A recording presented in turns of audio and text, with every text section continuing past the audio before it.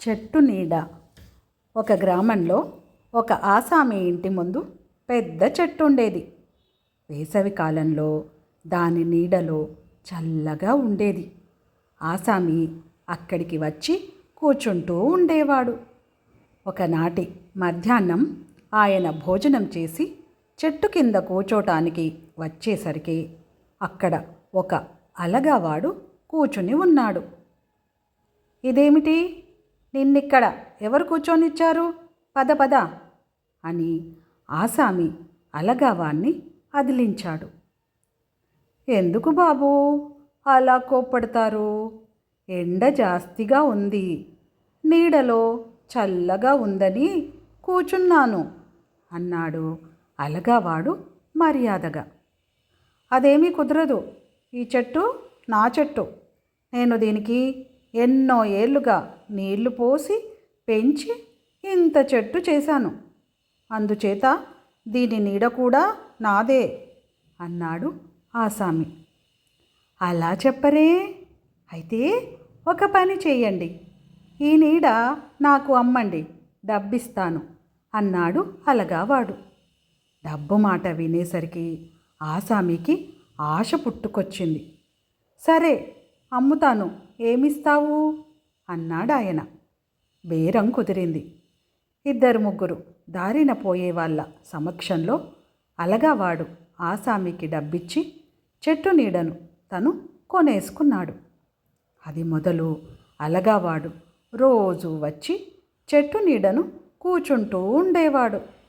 దారిన ఎరుగున్న వాళ్ళెవరైనా పోతుంటే వాళ్ళను కూడా పిలిచి నీడలో కూర్చోబెట్టేవాడు. అలా వచ్చిన వాళ్ళ వెంట పశువులుంటే అవి కూడా నీడలో చేరేవి. ఇది చాలక నీడ కొన్న అలగావాడు మరొక పని చేయనారంభించాడు. ఆ చెట్టు నీడ ఎక్కడెక్కడ పడిందో అక్కడికల్లా వెళ్ళేవాడు. సమయాన్ని బట్టి, ఋతువును బట్టి ఆ చెట్టు నీడ ఆసామి ఇంటి ఆవరణలోనూ, పంచలోనూ, పడక గదిలోనూ, నడవలోనూ పడేది. అలగావాడు మొహమాటం లేకుండా నీడ పడిన చోటికల్లా వెళ్ళి తిష్ట వేసేవాడు. ఇదంతా చూసి ఆసామికి మండిపోయింది. ఏయ్, మా దొడ్లోకి, వసారాలోకి, గదిలోకి వచ్చి కూర్చునేటందుకు నీకే హక్కున్నది అని ఆయన అలగావాన్ని గద్దించి అడిగాడు. బాబుగారు, నేను మీ చెట్టు నీడను డబ్బు పోసి కొనుక్కున్నాను. అది ఎక్కడెక్కడ పడుతుందో అక్కడల్లా కూర్చోడానికి నాకు హక్కున్నది అన్నాడు అలగావాడు. ఆసామి రుసరుసలాడాడు. కానీ తాను తన చెట్టు నీడను ఆ పేదవాడికి అమ్మిన మాట నిజమే. ఒకరోజు ఆసామి ఇంట ఏదో అక్కర అయ్యింది. చుట్టాలను, బంధువులను పిలిచి విందు చేస్తున్నాడు. వారంతా భోజనం చేసే చోట చెట్టు నీడ పడింది.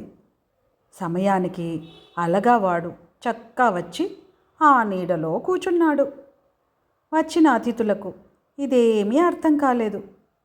పిలవని పేరంటంగా వచ్చి ఈ మనిషెవడో ఇక్కడ చతికిలబడ్డాడేమిటి అని వారు ఒకరినొకరు ప్రశ్నించుకున్నారు. అలగావాడు తాను నీడ కొనుక్కున్న వైనమంతా వాళ్లకు చెప్పేశాడు.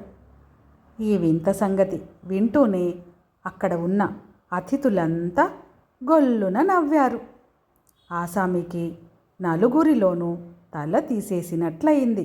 ఆ మర్నాడే ఆయన తన కుటుంబంతో సహా ఆ గ్రామం విడిచి మరో దూర గ్రామానికి వెళ్ళిపోయాడు.